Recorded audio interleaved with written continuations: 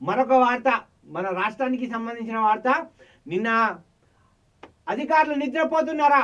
మనుగురు పాఠశాలలో food poison పై high court ఆగ్రహం. ఎందుకు ఆగ్రహం చేయదు? హైకోర్టు ఉన్నదే ఆగ్రహం చేస్తుంది కదా, ఎందుకు ఆగ్రహం చేయదు? 3 సార్లు ఫుడ్ పాయిజన్ అయితే, ఒకసారేమో ఒకసారేమో బేకరీలో పోయి తిన్నారు, అందుకే ఫుడ్ పాయిజన్ అయింది అన్నారు. రెండోసారి ఏమో కుర్కురేలు తిన్నారు అన్నారు. మూడోసారి ఇంకో బిస్కెట్లు చిరుతిండిలు తిన్నారు, దానికోసం ఫుడ్ పాయిజన్ అయింది అన్నారు. మళ్ళీ ఎందుకు ఆగ్రహించరు? ఆడ అన్నం బియ్యం చూస్తేనేమో తెల్ల పురుగులు వాడుతూ ఉన్నాయి మనుగూరులో. ఎందుకు ఆగ్రహించరు? ఇప్పటికైనా సోయి తెచ్చుకొని వీళ్ళకు, ఈ విద్యార్థులకు అన్నం పెట్టే దుస్థితులు, అన్నం సరిగా అన్నం పెట్టని దుస్థితిలో కాంగ్రెస్ పార్టీ ఉంది. ఇది సోయి లేని ప్రభుత్వం. అయితే చూడండి, విద్యార్థులకు మళ్ళీ ఇంద్రమ ప్రభుత్వం ఇట్లనే ఉండేనా? ఒకసారి మీరు ఆలోచించండి. పేదలకు ఎక్కడ కూడా ప్రాబ్లం రాకుండా చూసుకుంది ఇంద్రం ప్రభుత్వం. పేదలకు ఎంతో చేసింది ఇంద్రం ప్రభుత్వం. ఆనాడు ఇంద్రం ప్రభుత్వం ఏదైతే ఉందో, ఈనాడు పోల్చడం అనేది చాలా తగ్గు కూడా కాదు. ఇంద్రమ్మలాగా చేస్తామని చెప్పండి, కానీ ఇంద్రం ప్రభుత్వం అనడం మాత్రం ఇంద్రమ్మకే అవమానం అని కూడా చెప్పుకోవచ్చు. మనుగురు పాఠశాల ఫుడ్ పాయిజన్ పై హైకోర్టు ఆగ్రహం.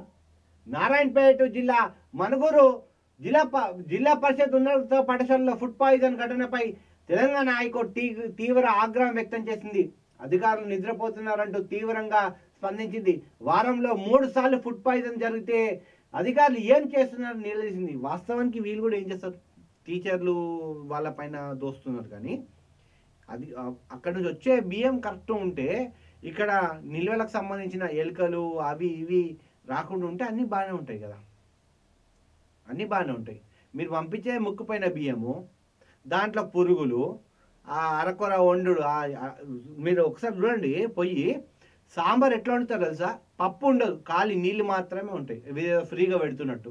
వండేటోళ్ళు కూడా అట్లా చేస్తారు ఆ కాంట్రాక్టర్లు. సో అది పరిస్థితి. స్కూల్లో ఫుడ్ పాయిజనింగ్ చాలా సీరియస్ అంశం అని సీజే జస్టిస్ అలోక్ ఆధార్ అన్నారు.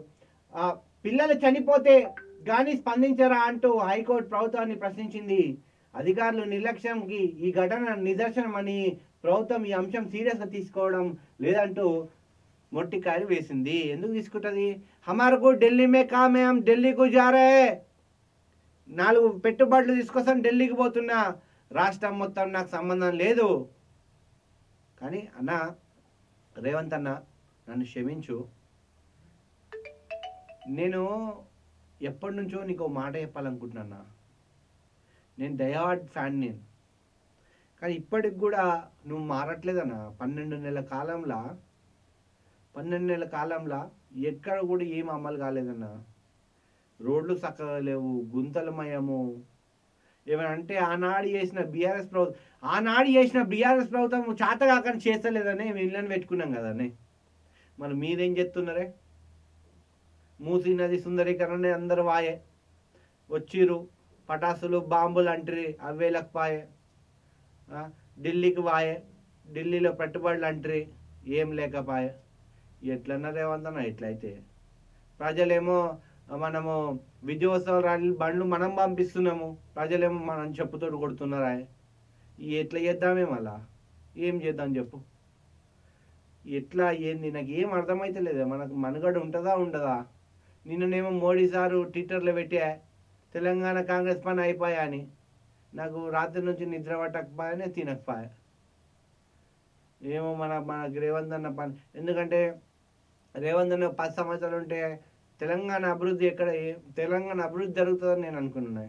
10 మందికి కూడా అదే చెప్పిన, తెలంగాణ అభివృద్ధి జరుగుతుంది, తెలంగాణ రేవంత్ అన్న వస్తే చేసే వ్యక్తి అని చెప్పినా కూడా అన్న, కొంచెం మాపై దయ ఉంచన్న. ఆటో అన్నలు చూస్తూ ఉన్నాం, ఆటో అన్నల పరిస్థితి 12,000 అన్న, అది లేకపోయే. ఎప్పుడన్నా ఇవన్నీ ఎందుకన్నా మనకి ఇవన్నీ? నిమ్మలంగా మనం పండుకుంటే అయిపోతుండే కదన్నా. మనం వచ్చినాం, ప్రభుత్వంలోకి వచ్చినాం, ఏం చేసినామన్నా మనం చెప్పుకోవడానికి కూడా మనకి ఏం లేదన్నా రేవంత్ అన్న. ఇప్పటికన్నా గిల్ల గోసగినే జరా.